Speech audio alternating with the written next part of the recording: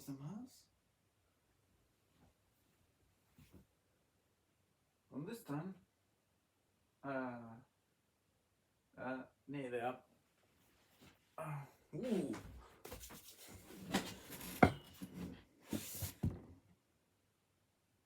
Hi! If you're wondering where the other two guys are, well, one must be in the woods walking, even though it's raining, but hey, we're not made out of sugar, as they say. And the other, I have no idea. So, now that I have finally this to me, I want to go with the narrative structures. I think the best to start is the hero's voyage, which is one of the narrative structures that I like the most, and I use it a lot. And well, the most important thing is that you just have this. It's a cycle, right? I'm right to write down a bit of it, explaining each part of what I think is most important, because well, it really depends on the person how many parts the story has within the hero's journey structure, because well, that's all what it is. So you can call it as a structure, as a guide, or a template to build your own story or to build stories that we can find it we can find it literally in, like, literally oh god, in many stories, in many myths, from old times till modern times.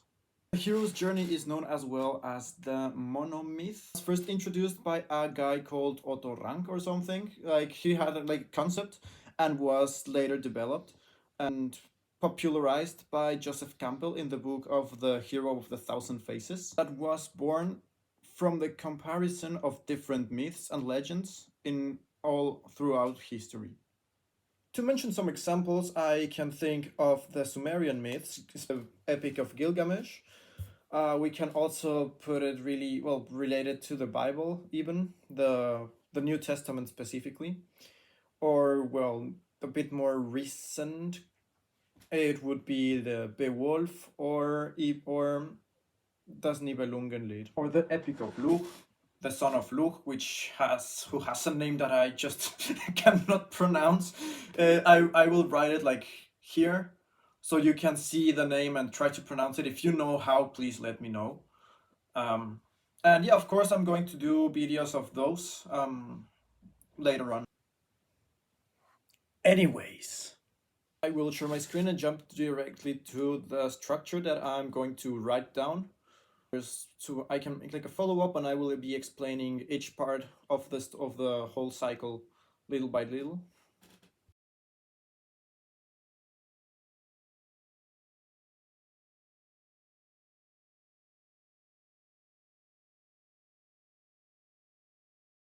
Normal life is the world as simple as it can get. Nothing new, nothing interesting.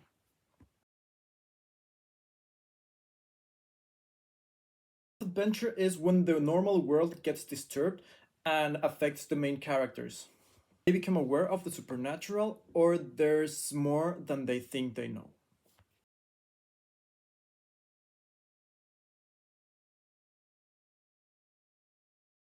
Well, they don't want to go on an adventure, but it really depends on the attitude of your character. If it's someone that it's boring and wants to do something else, something new, then it wouldn't make sense. Denial, wouldn't it? Thus, it's in yellow, which means optional.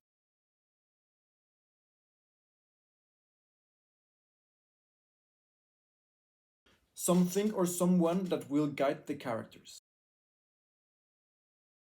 Follow-up of the mentor, if this creature or being is guiding you in this new world, training you and giving you some basic skills in order for you to figure things out.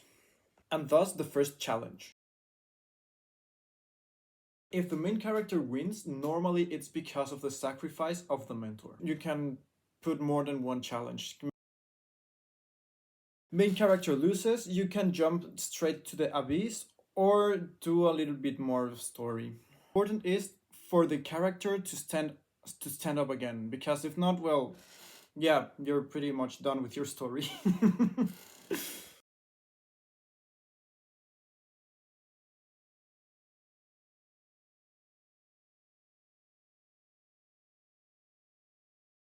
So, temptation or fall to the abyss is basically when your main character falls down to darkness, either because he was badly hurt, he lost his spirit or his will to live because of something that happened.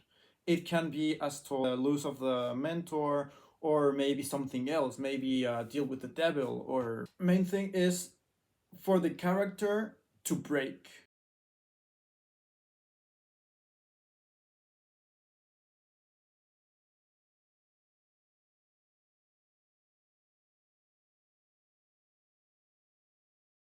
Revelation and transformation, these can be really, well, it's really different in every story, because the revelation could be that the main character got something like, oh, by the way, you're a son of a god, or you have like this god or goddess power within you, so he can use that in order to be brought back to life with more knowledge, with more power, and ready to face the last challenge.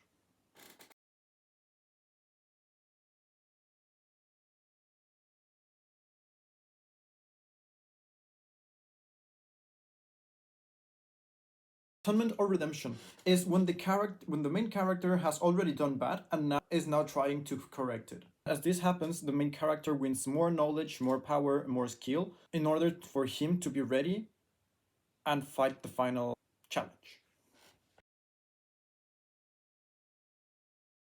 Final challenge or final boss is the big bad that's behind everything that has happened. It can be a human, it can be a creature, it can be a demon, it can be whatever you want.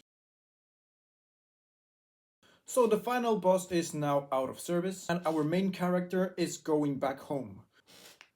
And as them arrive to their town, to the origin, to the place where they came from, they are going to share their knowledge, their adventures, like everything they learned for generations to come.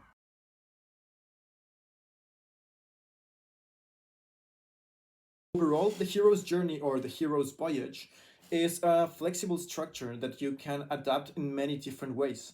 As I did, for example, in the Roman Ruin video, or as it's generally done in, well, in Marvel movies, or even in anime, in comics, novels, series, and so on. That would be all for today. Thanks for being here. I hope you enjoyed and find this interesting.